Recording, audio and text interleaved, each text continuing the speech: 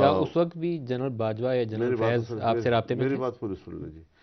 تو اب اس وقت اگر میں پھر انکار کرتا تو کہتے کہ فضل الرحمان نے عمران خان کو بچا لیا ہے.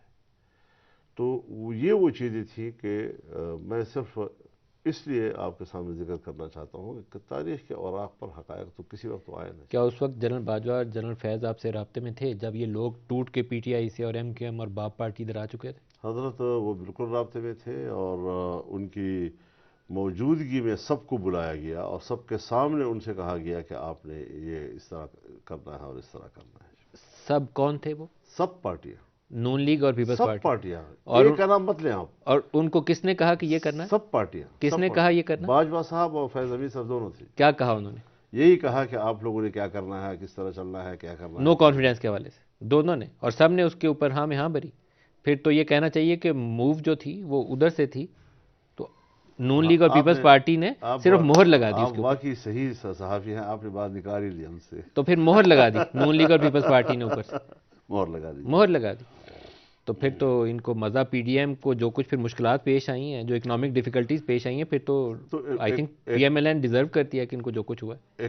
اکنامک جو ڈیفیکلٹیز آئی ہیں تو یہی کہا جا رہا ہے بطور دلیل کے کہ جو شہباز شریف صاحب کی حکومت تھی وہ 1.5 سال میں ڈیلیور نہیں کر سکی اور مہنگائی کم نہیں کر سکی، بڑھتی چلی گئی. ڈالر کی قیمت جو ہے وہ یہ تو ریئلٹی ہے سر. صحیح ہے. آپ کو ایسا نہیں لگتا؟ لیکن میرا جو مقدمہ ہے وہ یہ ہے کہ پھر اس کا اثر تو پنجاب میں ہونا چاہیے تھا، پھر اس کا اثر تو سندھ میں ہونا چاہیے تھا. یہ صرف کے پی کے اندر ہمارے اوپر کیوں بم چھوڑا گیا اور ہمیں اس کا نشانہ کیوں بنایا گیا؟ آپ کے اوپر ایک تو وہ جو دہشت گرد حملوں کا ایشو تھا وہ بھی آپ کے اوپر کافی زیادہ متاثر کیا. حضرت اس نے تو ہمارے تو امیدوار گھر سے نہیں نکل سکتے تھے. لیکن کتنے ہمارے ان دنوں میں شہید نون لیگ والا ہوئے. مسئلہ ابھی میں سمجھ نہیں پایا سر. آپ سے میں تھوڑی سی اس کی وضاحت چاہتا ہوں. پنجاب میں ہم الیکشن کور کر رہے تھے، میں نے تقریباً سارے پنجاب کے حلقوں میں گیا ہوں.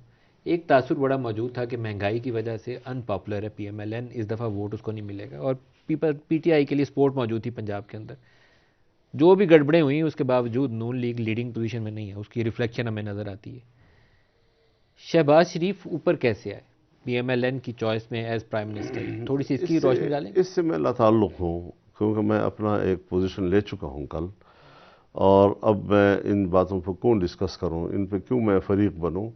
یہ اب ان کا مسئلہ، جو حکومتیں بنانا چاہتے ہیں بنا رہے ہیں، وہ دوست بھی تلاش کر رہے ہیں، وہ ووٹ بھی تلاش کر رہے ہیں، اور وہ اسی راستے پہ اب چلیں گے، کام کریں گے. مجھے اس سے اب کوئی دلچسپی نہیں آپ سے رہی رابطہ ہے. کیا انہوں نے؟